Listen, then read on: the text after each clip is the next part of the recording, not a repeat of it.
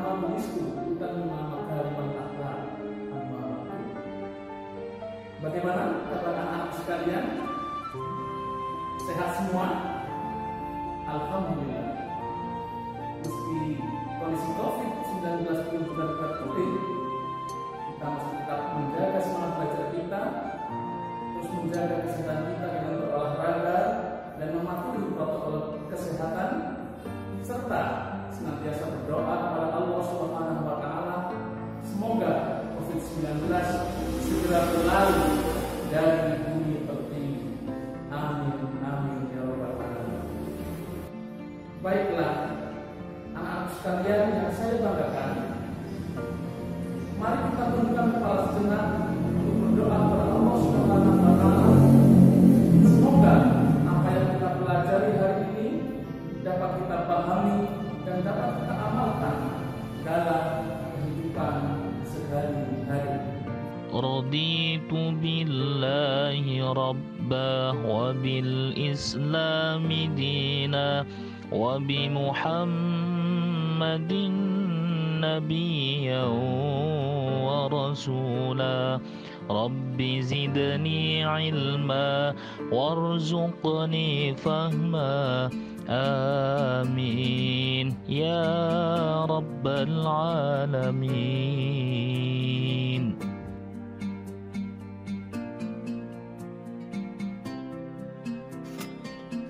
Anak-anakku sekalian yang saya banggakan, mari kita lanjutkan pembelajaran pendidikan agama Islam dan budi pekerti dengan materi Selamat datang wahai nabiku kekasih Allah Subhanahu wa Ta'ala. Tahukah kalian bahwa sebelum hadir ke muka bumi, Nabi Muhammad SAW sudah dikabarkan oleh Allah Subhanahu wa Ta'ala kepada nabi-nabi sebelumnya sebagai sosok manusia yang memiliki sifat-sifat mulia.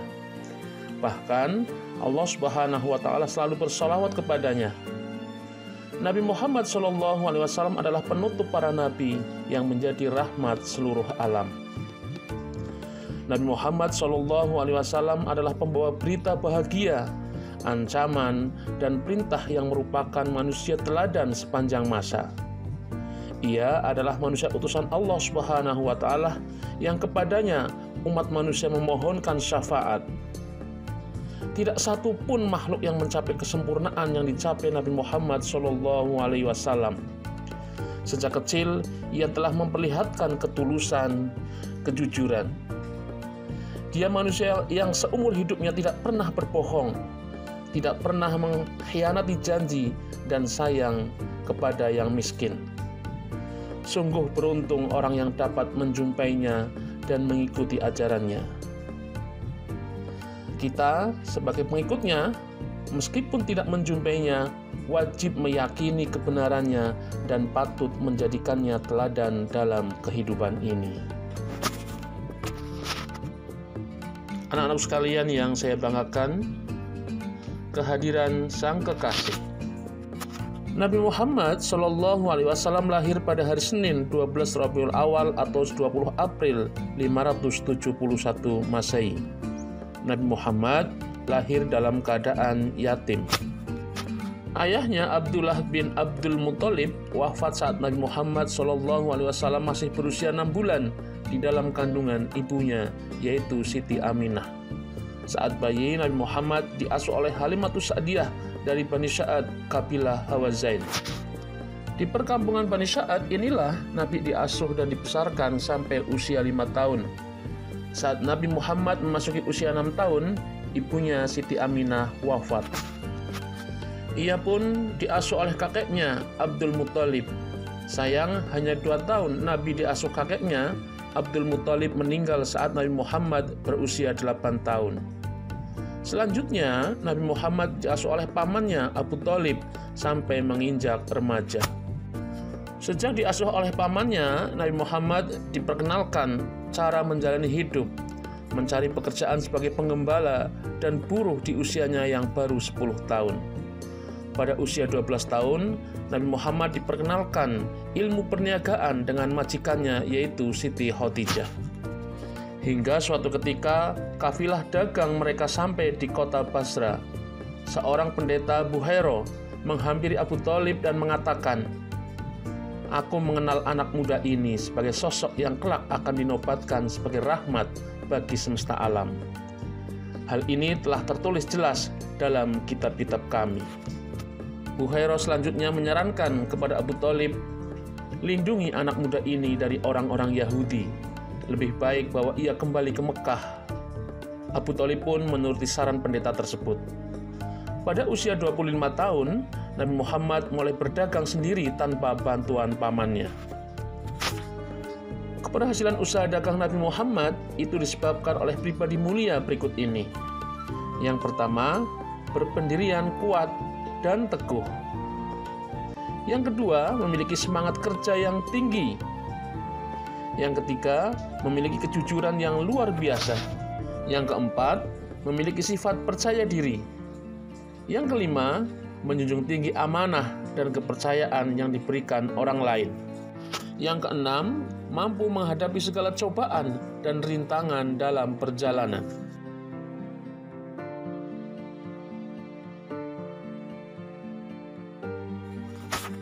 Yang ketujuh, menyamakan pelayanan terhadap para pembeli. Dan yang kedelapan, menampilkan keramahan dan kesopanan, serta kasih sayang kepada siapa saja. Dengan kemuliaan sikap Muhammad, lalu Siti Khadijah menikah dengan Nabi Muhammad. Mereka dikaruniai 7 anak, yaitu Ibrahim, Qasim, Abdullah, Zainab, Ruqayyah, Ummi Kulsum, dan Fatimah.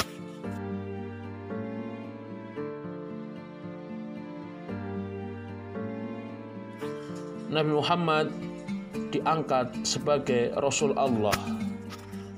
Nabi Muhammad SAW merasakan keresahan atas perilaku yang dialami oleh masyarakat Arab yang sudah jauh dari nilai-nilai kebenaran. Kemudian Nabi Muhammad melakukan uzlah di Gua Hiro.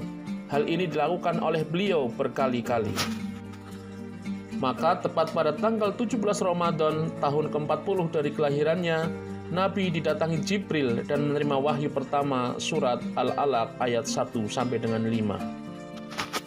Wahyu pertama inilah yang menandakan bahwa Nabi Muhammad SAW dipilih dan diangkat Allah untuk menjadi utusannya dan Rasulnya.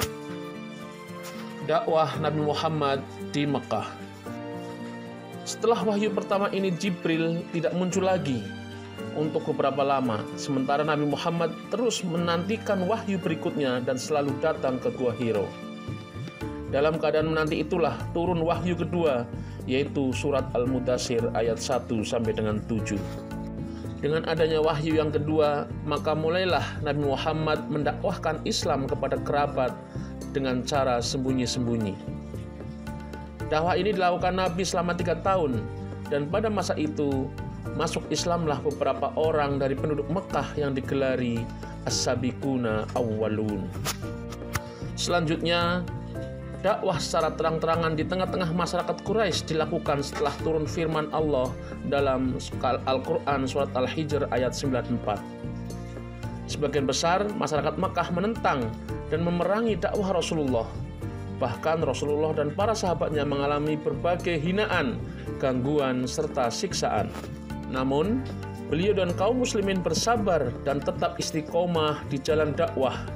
Selanjutnya, untuk melindungi agama serta para pengikutnya, Nabi memerintahkan sebagian kaum muslimin untuk berhijrah ke negeri lain.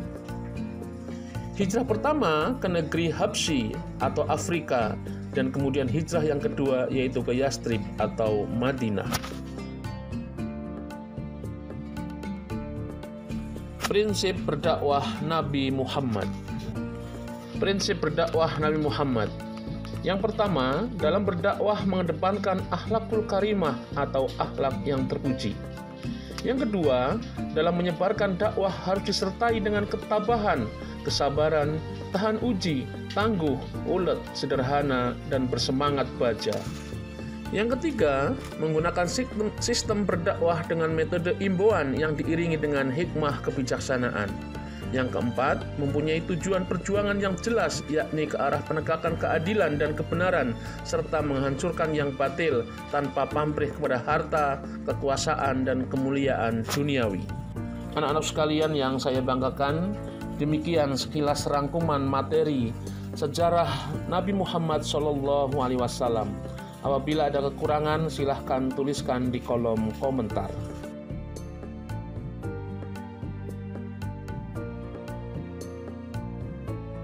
Anak-anak sekalian yang saya cintai dan saya banggakan, akhirnya kita harus selesaikan pembelajaran hari ini. Pesan Pak Guru, tetap berbuat baik dan bermanfaat bagi lingkungan kita. Sampai jumpa dalam video pembelajaran berikutnya. Tetap semangat belajar. Kita akhiri dengan lafaz